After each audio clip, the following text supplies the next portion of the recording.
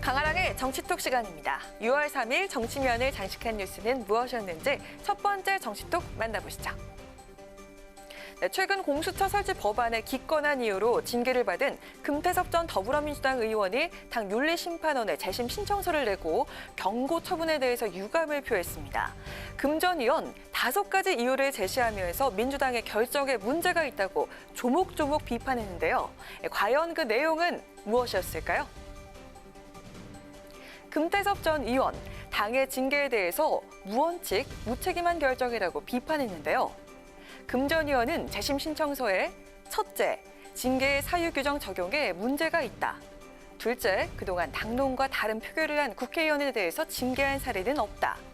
셋째, 이 사건 징계는 헌법과 법률에 위반한 조치다. 넷째, 이 징계는 민주당 강령에 위배된다. 다섯째, 국회의원 임기 종료일에 심판 결정을 보낸 것에 유감이다 등의 사유를 담은 것으로 알려졌습니다. 금 전 의원은 이어서 만약 당시 제가 공수처법 표결에 참여하지 않았다면 이 사건과 같은 징계가 없을 것이라며 당론 법안 표결에 참석하지 않은 경우도 징계 사유에 해당하는 것인지 궁금하다라고 반문하기도 했습니다. 한편 이해찬 대표는 금태섭 전 의원의 징계에 관련해서 강제 당론을 안 지켰는데 아무것도 안 한다면 강제 당론의 의미가 없지 않겠느냐라고 밝혔는데요. 이 대표는 권고적 당론은 반대하되 자기 의견을 제시할 수가 있지만 반드시 관철해야 하는 것이라며 윤리심판원의 경고는 가장 낮은 수준의 징계라고 강조했습니다.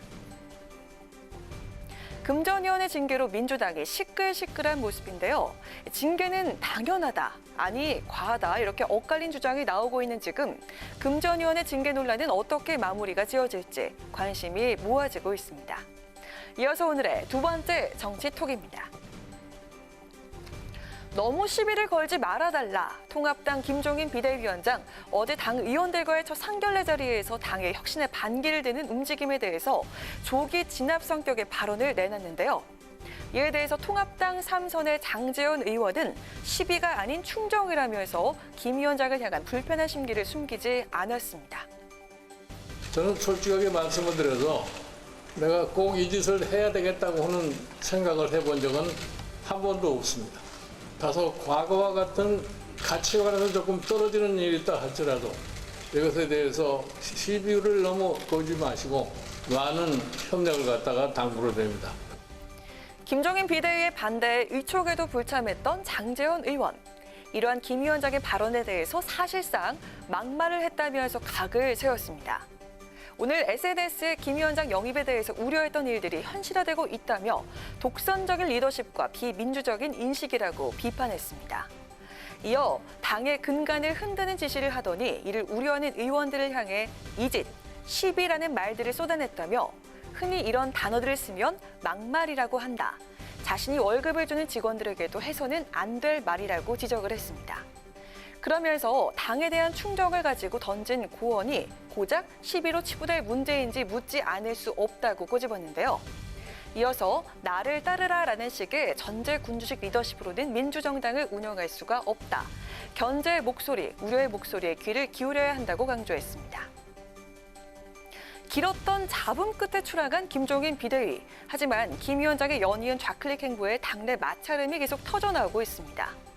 그럼에도 일단은 지켜보자라는 당내 입장이 대부분이라고 하는데요. 과연 김종인 비대위에 대한 당내 반발 기류는 앞으로 더 거세질지 아니면 잠잠해질지 좀 더 지켜봐야겠습니다. 마지막으로 세 번째 오늘의 정치톡입니다. 20대 국회 문턱을 넘지 못했던 구월합법이 21대 국회에서 다시 추진됩니다. 더불어민주당 서영교 의원은 오늘 부양 의무를 다하지 않은 부모의 상속권을 박탈하는 이른바 구월합법을 재발의했다고 밝혔는데요. 지난달 22일 구하라 씨의 오빠 고우인 씨는 21대 국회에서라도 구월합법을 꼭 처리해달라고 촉구하기도 했습니다. 구월합법의 통과가 평생을 슬프고 아프고 외롭게 살아가는 동생을 위하여 제가 동생에게 해줄 수 있는 어떻게 보면 마지막 선물이라고 생각하고 있습니다. 많은 분들의 도움으로 21대 국회에서는 반드시 통과될 수 있기를 간절히 바랍니다. 구하라법은 고은 씨가 지난 3월 부양 의무를 다하지 않은 친모는 상속받을 자격이 없다며 법안 개정을 요구하는 입법 청원을 국회 국민동의청원 홈페이지에 올리면서 시작이 됐는데요. 구하라법은 가족을 살해하는 등의 제한적인 경우에만 상속 결격 사유를 인정하는 현행 민법에 직계 존속 또는 직계 비속에 대한 보호, 부양 의무를 철저하게 게을리한 자를 추가하는 것이 핵심입니다. 더불어민주당의 서영교 의원은 구하라법을 지난 20대 국회 때도 발의를 했었는데요. 하지만 당시 법제사법위원회 법안심사 제1소위 회의에서 계속 심사 결정을 받으면서 20대 국회 본회의에 상정되지 못해서 자동 폐기 수순을 밟게 됐습니다. 서영교 의원은 21대 국회에서는 반드시 구하라법을 통과시켜야 한다고 강조했는데요. 구하라 씨의 경우처럼 부양 의무를 다하지 않은 이혼한 친모나 친부가 10년 만에 나타나서 사망자 보험금을 타가는 등 논란이 계속됐다며 법과 제도도 사회가 변화함에 따라서 개정이 필요하다고 밝혔습니다. 양육 의무를 저버린 부모가 자녀의 재산을 상속받지 못하게 하는 구하라법의 입법 여론이 높아지고 있는데요. 이 법률 필요성에 대해서 국민적인 공감대가 형성돼 있는 만큼 21대 국회에서의 빠른 처리를 기대해 보겠습니다. 지금까지 강아랑의 정치톡이었습니다.